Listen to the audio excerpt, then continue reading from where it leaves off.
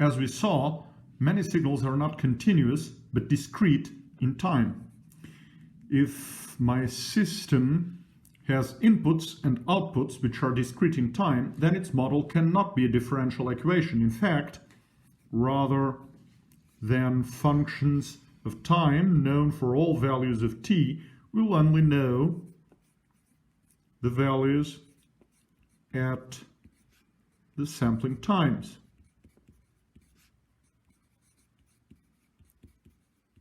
These values are usually represented like this. And so on and so forth. So if we do not have derivatives, what can we have? We can have relations between the input and the output, which are dynamic as well, and relate them, for instance, as follows. We'll know that the output at a certain time instant will depend somehow on the input, on past values of the input,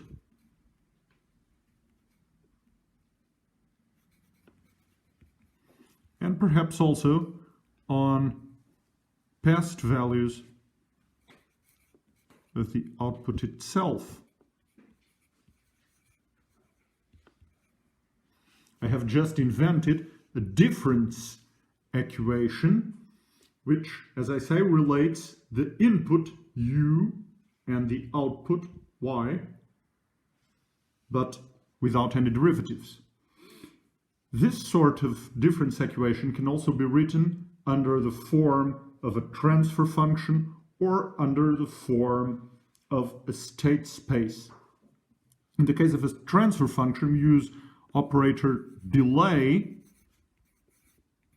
which is z raised to -1. Z would be a sort of a forward operator. This is a backward operator. And I rewrite this here in the following manner. 2uk minus 3, then 1 delay applied to uk, 2 delays applied to uk. Here we will have 1 delay applied to y and 2 delays applied to y. This allows rearranging the terms in the following way.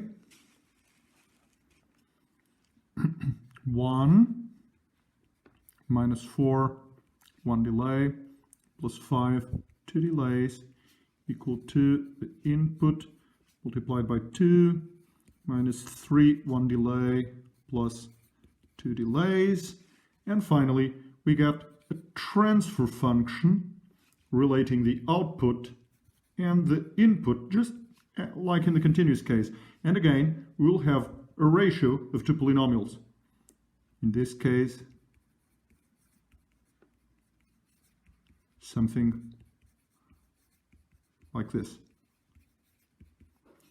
This is a discrete transfer function, a transfer function discrete in time. It is nothing but a difference equation written in another way. Finally, difference equations can also be put in a form like this. This is a state space, but discrete in time. Notice that here we no longer have derivatives. We have difference equations. These difference equations here in the state equation are difference equations of first order.